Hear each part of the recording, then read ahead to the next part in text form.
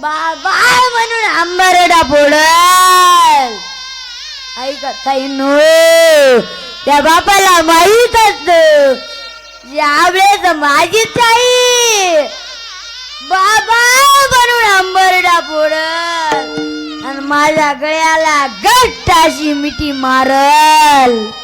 त्यावेळेस मी स्वतःला सावरू शकणार नाही हे त्या बापाला माहीत असतं माझ्या ताई.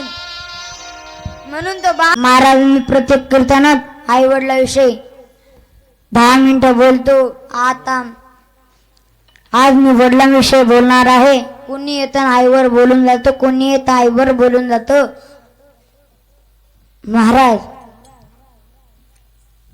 मी आज तुम्हाला आई पेक्षा बाप किती श्रेष्ठ आहे तुम्हाला सांगणार आहे. याच्यासाठी आपण एक उदाहरण बघू. करा भजन विठ्ठला. एक कुटुंब होत. महाराज त्या कुटुंबात एक मुलगी एक मुलगा. मुलीचं वय 16 ते 17 आणि मुलाचं वय 20 ते 22. आणि होऊन ती गोष्ट होते एकुलता एक मुलगा मरण पावतो आणि त्याचा पूर्ण अंतविधी होतो.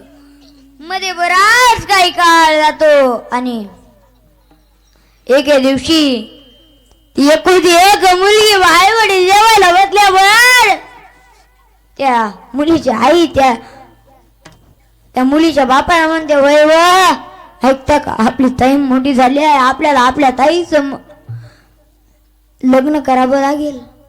एवढं ऐकताच त्या बापाचा हातातला गाज हातात राहतो आणि तोंडाचा गाज तोंडात राहतो आणि डोळ्याला टचकन पाणी येत आणि त्याच्या डोळ्यासमोर एकच दृश्य उभा राहत की उद्या माझी ताई मला सोडून जाणार. आणि दुसऱ्या दिवशी पासून तळ पाहायला सुरुवात होते.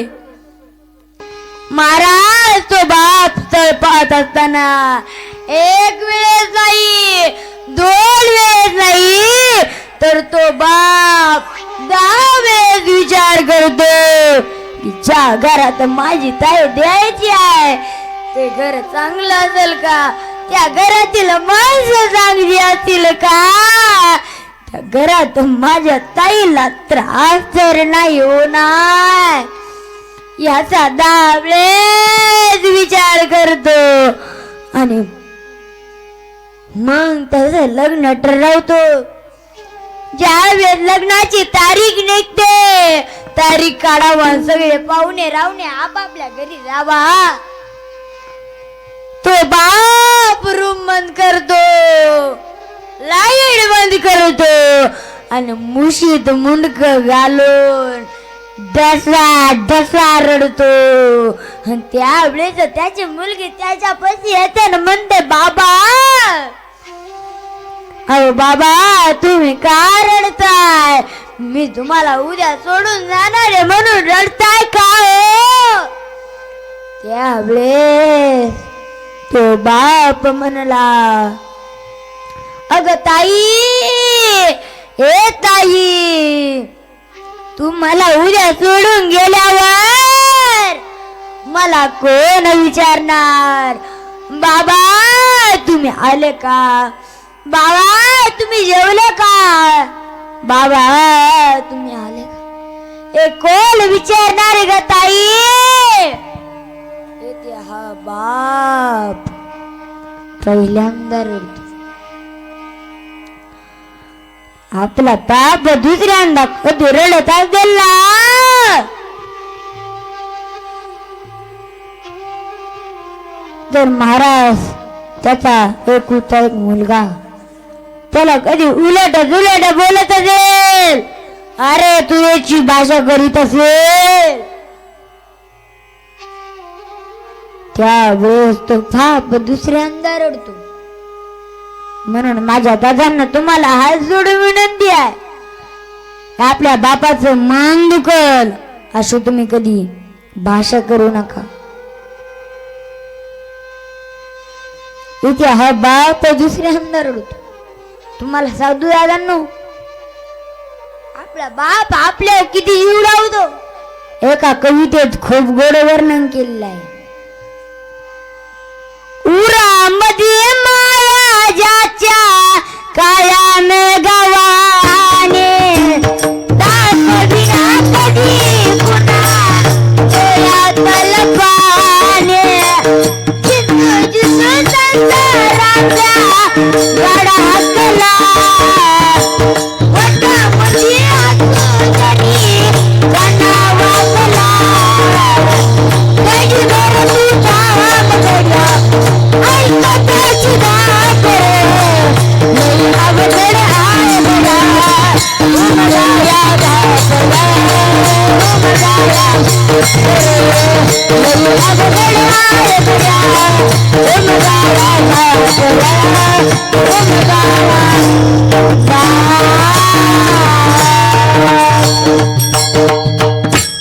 येते हा बाप दुसऱ्यांदा रडतो म्हणून माझ्या दादांनो तुम्हाला हात जोडून विनंती आहे आपल्या बापाचं मन दुखल अशी तुम्ही कधी भाषा करायची आणि आपला बाप तिसऱ्यांदा कधी रडत असेल ना सांगूता येईन ज्या वेळेस त्याच्या मुलीचं लग्न होतं आणि मुलगी सासरला निघते तुम्ही 2 मिनिटं डोळे बंद करा आणि तो प्रसंग डोळ्यासमोर आणा मुलगी एकाच्या पाया पडत जशी जशी जवळ येत तसं त्या बापाचे डोळे पाणवतात तो बाप हुंदकी द्यायला सुरुवात करतो आणि तो बाप खांबाचा किंवा भिंतीचा आसरा घेऊन उभा राहतो कारण त्याला माहीत असत यावेळेस माझी ताई बाबा म्हणून आंबारडा फोडल ऐका ताई नो त्या बापाला माहीत असत यावेळेस माझी ताई बाबा म्हणून आंबरडा फोडल आणि माझ्या गळ्याला घट्ट अशी मिठी मारल त्यावेळेस मी स्वतःला सावरू शकणार नाही हे त्या बापाला माहीत असत माझ्या ताई म्हणून तो बाप खांबाचा किंवा भिंतीचा आसरा घेऊन उभा राहतो बघता बघता ती मुलगी 10 ते 12 फुटाच्या अंतरावर येते जसं जसं जवळ येते तसं त्या बापाच्या अंतःकरणाला पाझर फुटतो तो बाप मुलीके द्यायला सुरुवात करतो आणि त्या मुलीनं त्या बापाला पाहितल्यावर ती मुलगी जोरात आंबारडा फोडते बाबा गळ्याला घट्ट अशी मिठी मारते आठवा तो क्षण माझ्या बद्दल आठवा तो क्षण त्यावेळेस त्या बापाची काय अवस्था झाली त्यावेळेस लाईट बंद करून रूम बंद करून उशीच मुंडरिका घालून राहणारा बाप आज हजारांच्या संख्येत दाय मोकलून रडतो दाय मोकलून रडतो त्यावेळेस त्या घराचा पाटील येतो आणि म्हणतो काय रामभाऊ 3 महिन्यापूर्वी तुमचा एक मुलगा बारला तुम्ही त्यावेळेस एवढे रडले नाही आणि आता तुमची मुलगी सासरला जाते त्यावेळेस मात्र खूप रडत आहे त्यावेळेस त्या बापानं दिलेलं उत्तर खूप गोडायला लागलं तो बाप म्हणतो पाटील त्या दिवशी मी मेलेलं प्रेत वाट लावलं होतं आणि आज मी जिवंत प्रेत वाट लावतोय याच मला दुःख वाटतंय पाटील याचा मला त्रास होतोय म्हणून माझ्या दादांनो तुम्हाला हात जोडून विनंती आहे आपल्या बापाचं मन दुखल असे तुम्ही कधी भाषा करू नका आणि ताईंना तुम्हाला हात जोडून विनंती आहे 4 चौघाच्या मला आपल्या बाबाची मान खाली जाईल असं तुम्ही कधी वागू नका एवढंच बोलतो आणि माझ्या सभेला पूर्ण विराम देतो.